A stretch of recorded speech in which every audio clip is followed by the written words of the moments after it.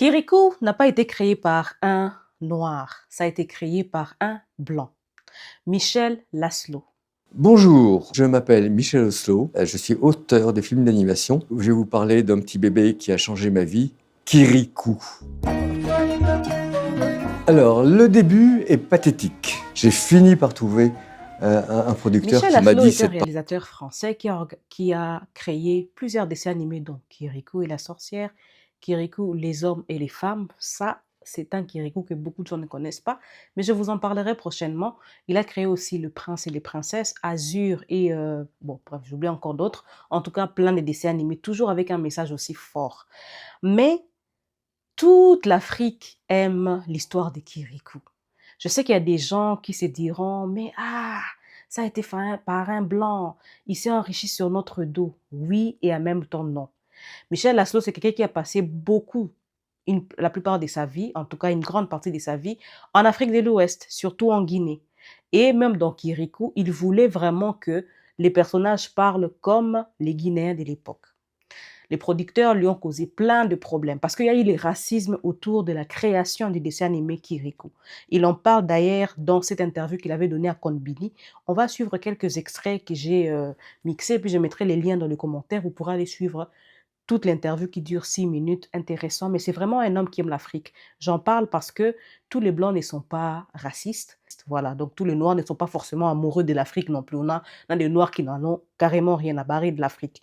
Mais Michel Laszlo, la manière dont il s'est battu pour Kirikou, les valeurs qu'il a voulu qu'on retrouve dans Kirikou, ça m'a énormément touchée. C'est pour ça que Kirikou nous ressemble énormément. Cette histoire, elle est nôtre, qu'on a l'impression que c'est un Noir qui l'a faite, mais pourtant c'est un Blanc.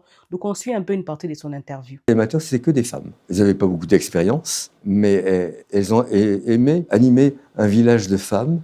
Elles ont aimé ces femmes noires et j'ai un très bon souvenir. Les choses se sont assez mal passées, probablement trop de producteurs. Il y a eu quelqu'un qui a eu un coup de foudre négatif pour moi et qui a transmis toutes les vibrations. Et au bout d'un moment, tous les producteurs pensaient que j'étais mauvais à tous les étages, qu'il fallait changer le titre, qu'il fallait changer les dialogues, qu'il fallait changer les modèles qui n'étaient pas animables, qu'il fallait éclaircir les peaux. Je les ai foncés.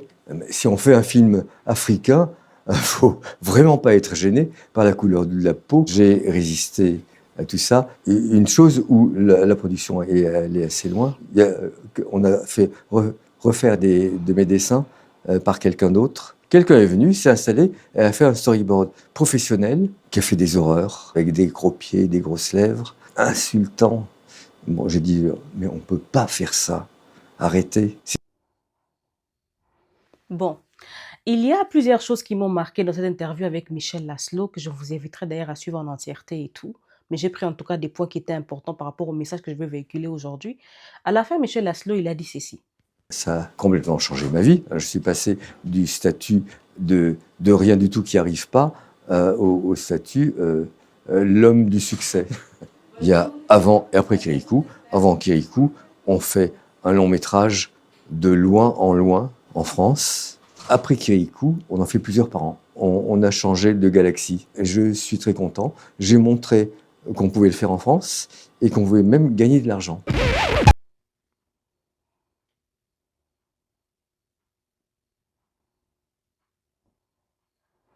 Il a dit que c'est grâce à Kirikou qu'il est devenu célèbre, connu, ça a changé sa vie.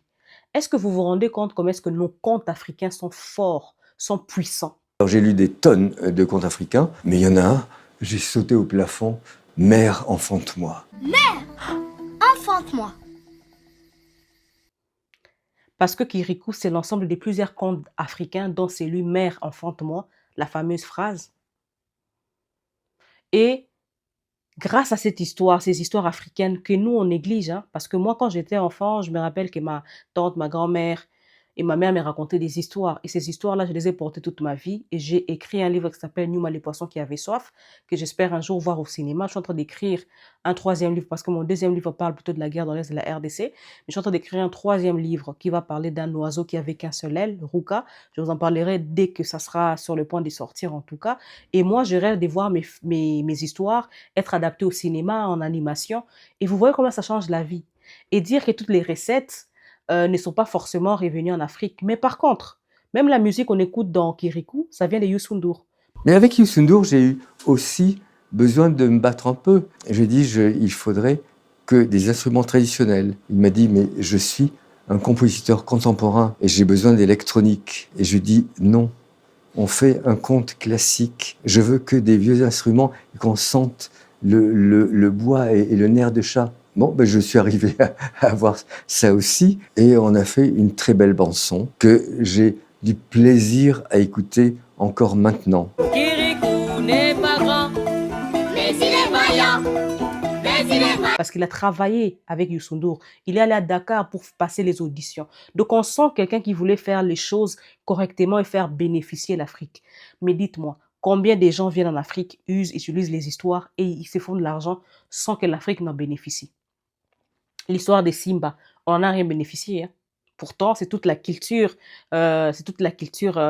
africaine qui est dedans dans Simba, l'Afrique et tout ça. Madagascar, pareil, c'est toujours les mêmes histoires.